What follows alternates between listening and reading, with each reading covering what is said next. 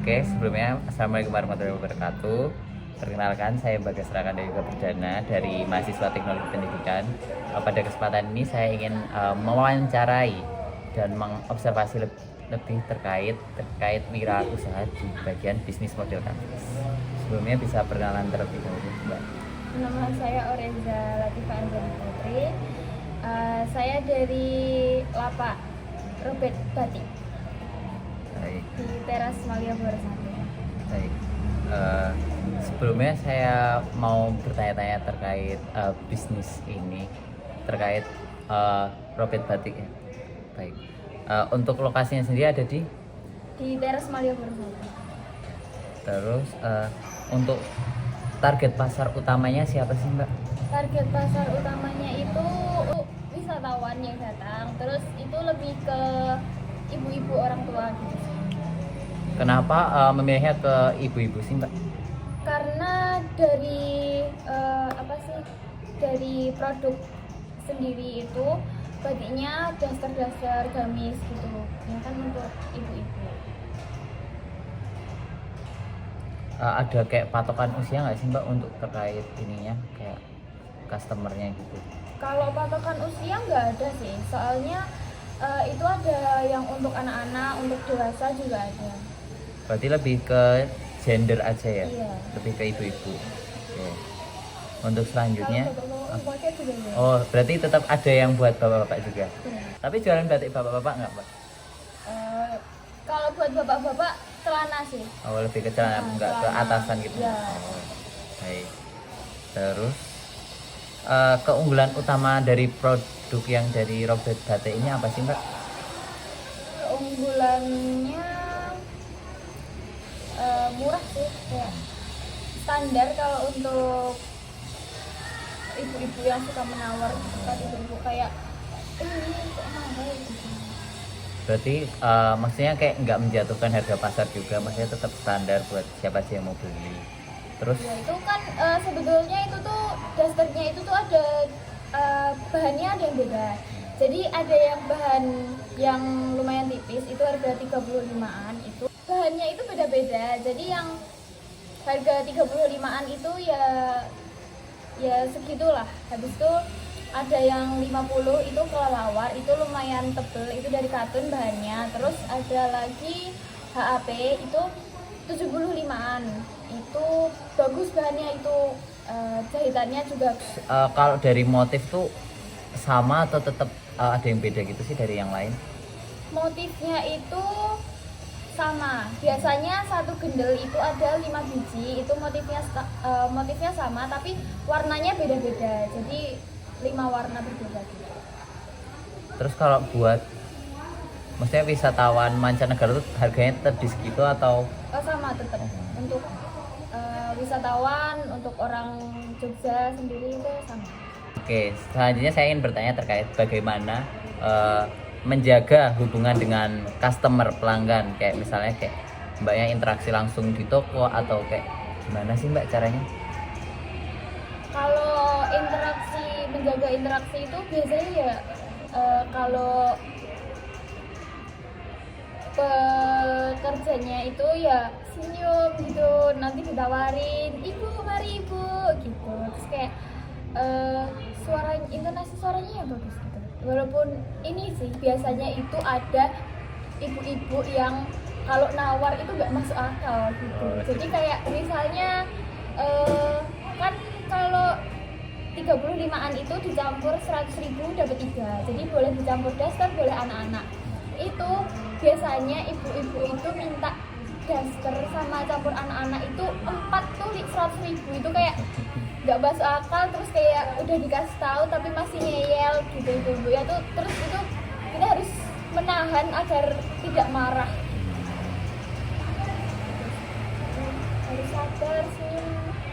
Berarti tetap interaksi langsungnya ya, cara komunikasi sama pelanggannya yang unggul, maksudnya kayak ditonjolkan untuk interaksinya. Oke. Terus kalau secara pemasaran sendiri hanya terpatok di toko kah atau punya strategi yang lain? Kalau pemasaran iya baru di lapaknya aja. Kalau lapaknya sendiri cuman satu atau ada lapak lain, Mbak? Lapaknya cuma satu.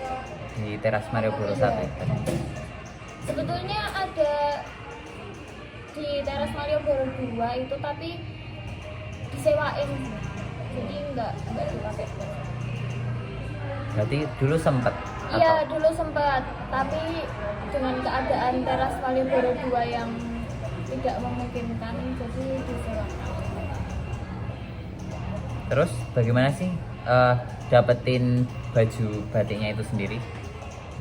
Kalau baju batiknya itu kita pulaan gitu, jadi beli satu gendel gitu, jadi kayak beda-beda. Berarti dari toko mbaknya sendiri udah ada distributor pastinya sama.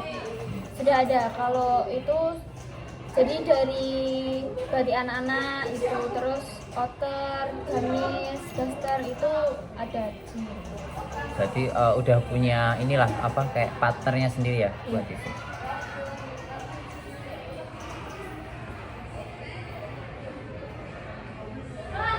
Oke, terus bagaimana sih memastikan bahwa proses penjualan berjalan dengan efisien untuk memenuhi kebutuhan pelanggan sendiri? Kalau efisiennya itu nggak pasti ya mas, soalnya kan tergantung wisatawan. Jadi kalau misalnya hari libur itu biasanya rame gitu. Terus malam Jumat, Sabtu, Minggu itu biasanya rame. Jadi kalau untuk efisiennya itu tuh nggak pasti sih. Terus untuk biaya utama yang diperlukan tuh dalam menjalankan bisnis ini apa aja sih mbak? Biaya gimana tuh? Biaya yang utama misal kayak biaya bahan baku atau sewa tempat, promosi gitu. Kalau sewa tempat itu tinggal iuran itu sih, jadi kayak iuran bulanan gitu. Kalau tempat udah punya sendiri itu. Terus kalau untuk baju-bajunya itu biasanya ya itu dapat untung, dapat pemasukan berapa, terus itu nanti yang barang-barangnya habis apa baru itu dibuat pelaan lagi. Lebih ke buat ini ya apa beli barang buat dijualnya lagi. Iya. Terus masalah apa yang sering dialami terutama sama pelanggan sendiri sih mbak? Kalau masalah itu kalau masalah dari tempat saya sendiri itu ya ini apa, kadang kalau misalnya wisatawannya dikit gitu, jadi kayak pemasukannya kurang gitu. Terus kalau misalnya dari pelanggan Kayak yang tadi itu ya, yang nawarnya oh iya itu.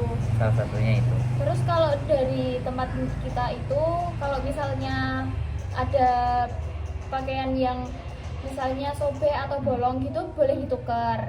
Jadi menerima penukaran gitu. Gimana sih mengatasi masalah-masalah tersebut agar pelanggan tuh tetap puas? Kalau kayak gitu ya nanti pakaiannya dibawa lagi, terus ntar ditukerin. Terus boleh ditukar pakaian Jenis yang lain jenis dengan yang sama boleh, yang lain juga boleh. Terus nanti ditukar uang juga boleh. kalau ditukar tuh sesuai harga atau bisa nambah gitu, pakai misal kayak harganya 35 tapi mau ditukar yang ke 50 jadi kita nambah gitu. Boleh itu nanti tinggal nambahin aja kurangnya berapa. Terus hal yang membuat pelanggan puas dengan produk dan layanan yang ada pada Robert Batik itu apa sih? Ya itu tadi yang ini tadi ya, yang kayak kita semua murah senyum gitu, terus kayak pelayanannya ya bagus gitu.